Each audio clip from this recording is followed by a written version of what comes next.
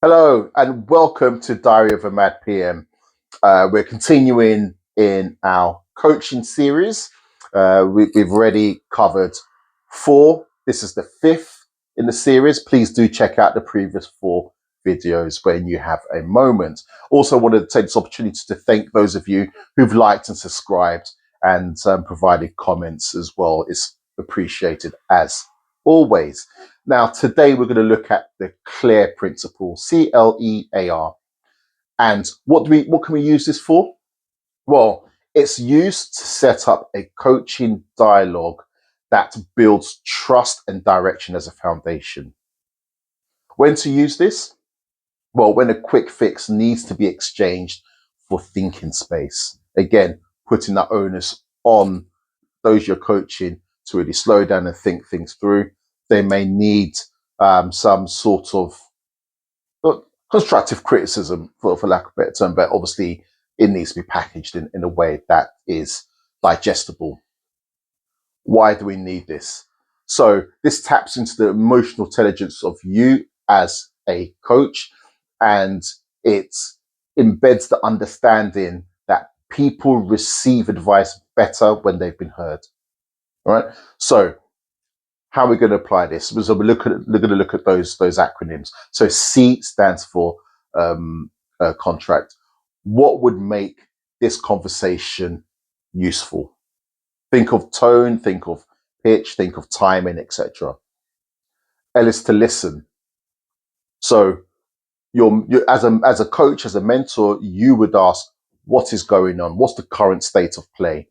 And just hold back and listen and let those you're coaching speak. E is for explore. So this is where you'll be looking at what the root cause is. Ask the question, what could be driving this? What is the root cause? Do a bit of root cause analysis. A is for action. So after you've done your root cause analysis, what is your next plausible move? And R is for review. So after you've put the next step into interaction, or you've chosen or elected which you're going to do, what is the lesson learnt here? Okay, so this helps your those you're coaching to think things through for a lasting solution as opposed to a quick fix. Again, let's apply this in a real life scenario. So let's say you're the project manager that you're coaching, some of their project calls overrun. There's a common thing.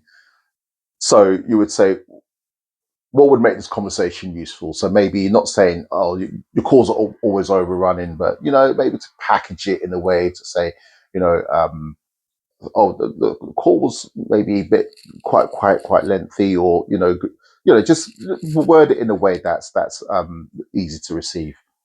And then you ask the mentor, also L's listen, ask those you're mentoring, well, what's going on? What could be causing? What's going on? So get them to help self-identify the issue. E is to explore. So what could be the root cause here? It could be that there might be someone who talks quite a bit on the call. Maybe the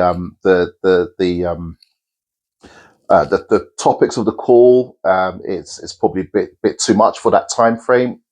Whatever the case may be. A is for action. So what's your next plausible move? So you could think, okay, maybe we could reduce the topics covered in the call. Sometimes less is more. Maybe find ways of handling someone who might have a tendency, without knowing, to dominate a call and cause a call to overrun.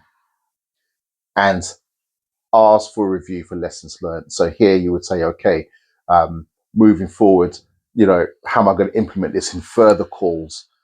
Just ensure that this doesn't happen for future projects where the audience will be different, but you may find someone who also has a tendency to speak quite a bit in that call. So that's it in a nutshell. Let us know your thoughts. Please do like and subscribe and comment as always. Always open to hearing your thoughts and how you've applied this, or maybe if you've applied something different. So thank you as always for listening and watching. Catch you on the next episode. We have one more to go of this series. And thank you for watching Diary of a Mad PM. Ciao.